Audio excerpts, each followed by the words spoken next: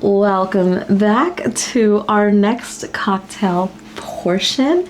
This time they did something special with their bottle of Xicaru Mezcal Silver. It is infused with vanilla beans and it's picked up this golden color. And it smells heavenly. So as soon as you open that bottle, you will know immediately there's something magical about this. There's nothing else. Like, as soon as you open that bottle, you're like, oh. They're big fans of that vanilla infused mezcal, so let's go ahead and smell it and taste it. This is like caramel and... It's so woodsy to me. It's kind of like leather and redwood. And yeah, it doesn't have any more artificial color. Nothing is added to. It's just the actual mezcal, and you just drop a couple of vanilla beans and... I'm getting still a bit of citrus peel and wet earth. A hint of that smoke is still in there, but like you said, a lot of caramel, some orange candy. Do you get the leather and the tobacco in there too? I do get leather in here. It's strange. On the palate, it's very warming. Much more smoky on the palate than on the nose because of the vanilla dominance. Grilled pineapple,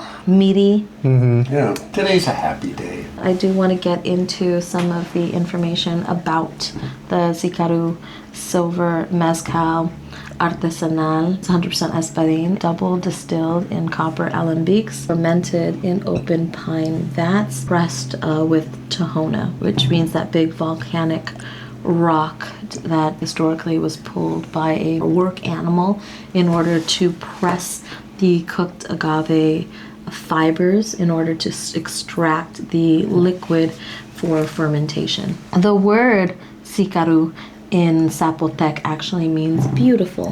It is also cooked in a conical oven with mesquite, ocote, and some other native woods. Made in the town of Matatlan, Oaxaca. I came up with a funny acronym for how I remember the mezcal producing states. OMG, G, stupids. That's how I remember it. It's OMG, G, S, T, P, D, S, Z. Stupids. It's Oaxaca, Michoacán, Guanajuato, Guerrero, Sinaloa, Tamaulipas, Puebla, Durango, San Luis Potosí, and Z, Zapotec. Those are the 10 mezcal producing states. It's easier to remember things when you can make a silly acronym or some type of pattern story. And there are like way more states producing mezcal than there are producing tequila. Tequila will be a lot less. There's a Z. Yeah. You're like, how do I fit that in a word? Stupid. In case you don't know, my acronym for how I remember the tequila producing state, the way I drink tequila, which is just give me neat tequila. So JGMNT. So Jalisco, which produces 90% of tequila that goes to market. And then the other 4 states, there are designated municipalities within those states that are allowed to grow agaves and produce tequila.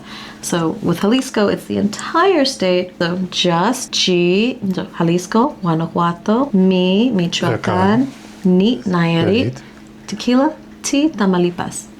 And that's how I remember those. 5's a lot easier than 10. OMG, G, stupids. That's how I remember it.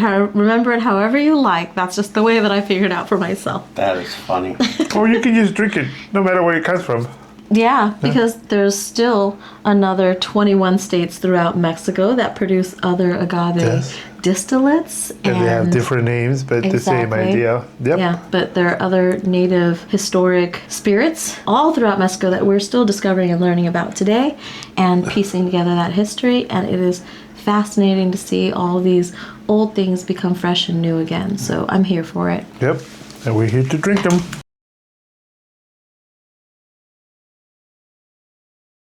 For the cocktail that I imagined for this, I was going through your pantry and this is kind of what I was thinking.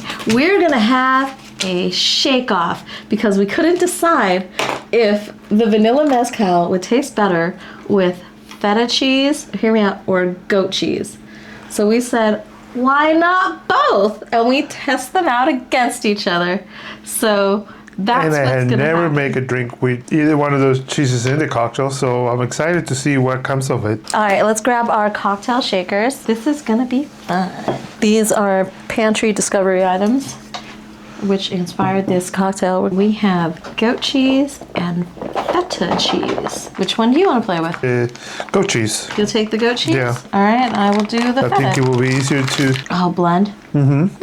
Very really excited. mild cheesy notes on that one, right? Okay, this one. I'm really excited to see because I had never thought about doing this. About using cheese in a cocktail? No, let's see. We're all gonna find out together. These are pantry items that we found. I had to pick a jam. I picked the Asian pear butter. This is Tom's favorite honey. So this honey comes from up in Antelope Valley, Lancaster, Palmdale area, out on actually the west side, further west, and that's where they grow all the California poppies and all the wildflowers come from. It's a very sweet, very rich honey, a little bit gamey, not so much as a eucalyptus or a sage, but it's really lovely. That's a delicate floral light honey with a hint of citrus, like citrus blossom. Oh, that's so delicate. Ooh, this is gonna work really, really nicely with the honey.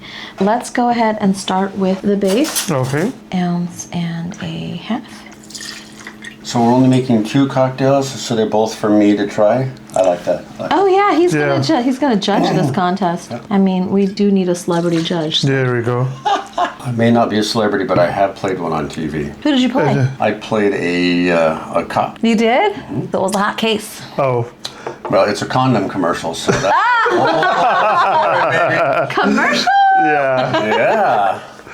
That is funny. Side hustle? I don't know. This predated OnlyFans. Yes. Hair butter. You want me to help you with that? Yes, I do. One heaping bar spoon. Amazing. Does have that grittiness, so I'm gonna want to fine strain this out with a mesh strainer after we shake up the cocktail. And for the cheese itself, it needs a little bit more of this Asian pear butter. I think we need one more bar spoon. So we'll do 2 heaping bar spoons. Calories don't count after November 25th or 20th. Oh, thank right? God, because there's so many things I want to eat. Let's go in now with our cheeses. Couple of crumbles. Now, honey is always easier to use in the form of a syrup, so we usually thin it out and start with a ½ ounce. All right, we're gonna do a drizzle all over the table. That's how we're gonna do that. Great, Sarah. Family that has this honey, the De Casas family, I grew up with them. And I've worked with them for many, many years, and it's a family that this is just one of their little side hustle things. And I'm not gonna waste oh my that. God, it does not get better than this. That's delicious. Yeah, nice honey. We're gonna have a shake off. No, you're gonna win that. Shake off. Baby. All right. Let's go. You gotta shake it really, really hard because All right. you got bits of cheese in there. Okay. Make the ice hit both sides. All right. Shake it, baby. Go. Yeah. Yeah, she's a pro. My back is already sore. Okay, I'm stuck to the shaker. Yeah, That means this one also. ready to Look go. at this. You can see the. Frosty. Cocktail versus cocktail. Look So- at that. Oh, judge, sir, professional judge here. I should start with the goat and then move to the feta, right? Okay. The goat cheese is so forward, like But it's not like punching your face forward. No. It's forward, but it's kind of like it takes a step forward. yeah. You know what I mean? Out in front of the other ingredients. This is like that first crisp day of fall when you go outside and it's not summer anymore. You can tell it's fall and the air feels fresh and the drink feels fresh. And this one is much, much more floral. Wow. It's very different. Right? Again, the only thing that's different is a cube of goat cheese or a cube of feta. They both work. I think it's just good to show you whichever you have at I'm giving it home. to the goat cheese Whichever on this you- round. yeah. For me, personal favorite, I like the Of the goat goat cheese, but in I've this. always been a big fan of the goat cheese. Yeah. So So, goat, feta. right? Yep. yeah, Goat, feta. It's goat. This one is the morning. yeah, This one is the afternoon. that's funny. That's how it works. Yep. Dawn and dusk. You can serve this for lunch with Breakfast? like a brunch. Yeah. Yep. And you can have like a goat cheese and fig jam with a little bit of the pomegranate arrows. That should be good. Nice honey and dates on the board as well. Oh, Also- this is definitely a charcuterie board Yeah. cocktail. You can also use it For also sure. with baked brie. No prosciutto. Oh, of course. Prosciutto on sourdough. I mean, try it out for yourself. There we Same go. recipe: goat cheese, feta cheese. See Or which whichever one's your cheese you have at favorite. home. Yeah. Yeah. Any type of cheese that is easy to break up, that's going to be preferred. We started like coming out with new things. There we go. And Yeah, exactly. this is good. I like it. I mean, if this inspires you to go and experiment with cheeses in your cocktails, I'm down. Drop your recipes in. I want to see them. Drop your videos in. I want to see those too. Yes, I like it. That is a remarkable combination. Now, as soon as the DeCassis family sees this, they're like, okay, you're making that drink for us. It's our honey. You're making me one of those. And you're going to say, yes, tell me if you like it better with goat cheese or feta cheese. Yeah. We'll try them both. Whichever one we got. Bring the charcuterie board There to we go. Casas family. There we go. That's the way to go. That's And it. they will. Yeah. They will. Ooh, what did we make? I didn't name any of them. We'll come up with names. Yeah. So this is the thing about me. I haven't really named any of the drinks in any of the episodes. So descriptions. I did name one my cheat code espresso martini with 2 secret weapons. It's a long name, but it all makes sense. See why I don't like naming things? But I kind of want to just ask the internet to name them because they are much more creative than everybody ever. We're much more creative than AI. Come on, I believe in you. If you have a cool idea for a name for any of these cocktails, I would love for you to participate and do that. The vanilla infused mezcal with the Asian pear butter, lemon, honey, and goat cheese or feta cheese. Pick your cheese preference. There we go. Yeah. Shake it up, strain it out, enjoy it. We taught you about the acronym for tequila producing regions and the acronym for mezcal producing regions. I hope you remember what they were. And then we had a little bit, which I didn't know about the Salerno, the blood orange liqueur.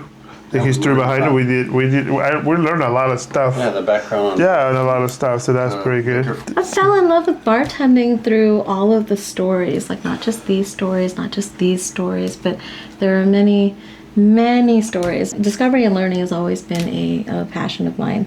That's never going to stop, no matter what I'm doing. So, Well. cheers to that. Yes. Cheers to that.